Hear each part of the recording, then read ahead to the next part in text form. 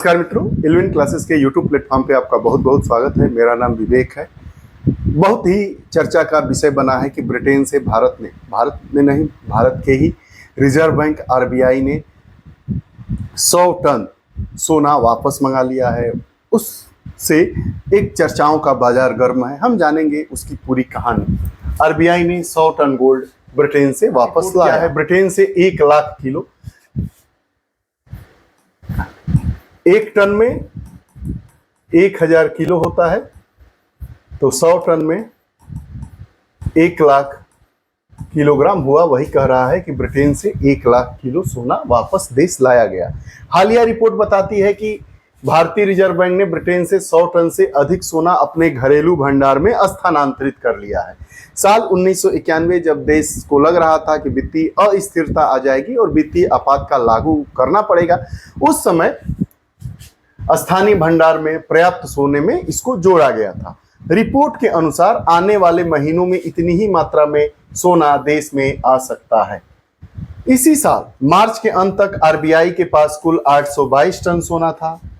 इसी साल मार्च के आसपास 822 टन, जिसमें 413.8 टन सोना विदेशों में रखा गया था। 413 टन विदेशों में रखा गया था। केंद्रीय बैंकों ने जनवरी अप्रैल 2024 में 2023 की तुलना में 1.5 गुना से अधिक सोना खरीदा है। जो केंद्रीय बैंक हैं वह 1.5 गुना सोना खरीदे हैं इस एक वर्ष के दौरान, पूर्व के वर्षों की तुलना में।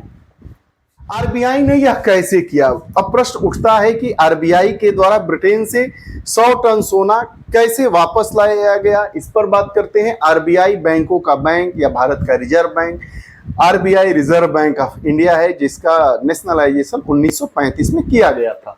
सुरक्षा और रसद संबंधी चिंताओं को देखते हुए इतनी बड़ी मात्रा में कीमती धातु को ले जाने के लिए महीनों की योजना और सटीक निष्पादन की आवश्यकता थी। मार्च के अंत तक 100 टन सोना भारत के स्टॉक में लगभग 1/4 हिस्सा है। मतलब भारत का स्टॉक का 1/4 हिस्सा है 100 टन सोना। मतलब भारत के पास कितना होगा? 400 टन से ज्यादा होगा। इसके लिए वित्त मंत्रालय, आरबीआई और स्थानीय अधिकारियों सहित विभिन्न अन्य सरकारी अधिकारियों के बीच अधिक समय समन्वय की आवश्यकता थी। हमारा वित्त मंत्रालय, रिजर्व बैंक ऑफ इंडिया और इससे संबंधित जो हमारे केंद्रीय अधिकारी है, स्थानीय अधिकारी थे, उनको समन्वय में लिया जाना था और उनकी वह आवश्यकता थी, तभी इस सोने को लाया गया।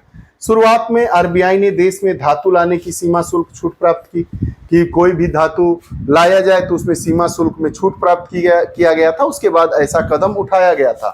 हालांकि एकीकृत जीएसटी मतलब गुड्स एंड सर्विस टैक्स की बात कर रहा है, इसे कोई छूट नहीं थी जो आयात पर लागू होती है। सोने की बड़ी मात्रा को ले जाने के लिए एक विशेष विमान और व्यापक सुरक्षा व्यवस्था की आवश्यकता थी। अब इस आवश्यकता को कैसे पूरा किया गया? आरबीआई को बैंक ऑफ इंग्लैंड को भुगतान की जाने वाली कुछ भंडारण लागतों को बचाने में भी सक्षम करेगा।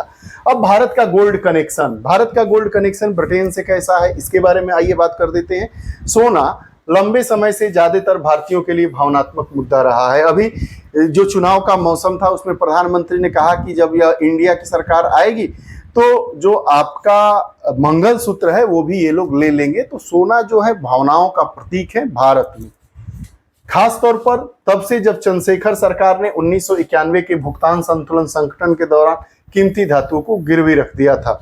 यह उस समय की बात है जब 1991 में चंद्रशेखर प्रधानमंत्री थे। भारत वित्तीय स्थितियों से, वित्तीय अव्यवस्था, वित्तीय संकट से जूझ रहा था। उस समय कुछ बहुमूल्य धातुओं को गिरवी रख दिया गया था। हालांकि आरबीआई ने, रिजर्व बैंक ऑफ इंडिया ने लगभग 15 साल पहले अंतर्राष्ट्रीय मुद्रा कोष से 200 टन सोना खरीदा था। हाल ही के वर्षों में भारतीय केंद्रीय बैंकों ने लगातार खरीदारी के जरिए स्वर्ण भंडार में लगातार वृद्धि की है। ऐसा नहीं है, भारत ने सोना खरीद के जो भारत का स्वर्ण भंडार है उसमें बहुत ज्यादा वृद्धि कर ली। यह अर्थव्यवस्था की मजबूती और आत्मविश्वास को दोहराता है, जो 1991 की स्थिति के बिल्कुल विपरीत है।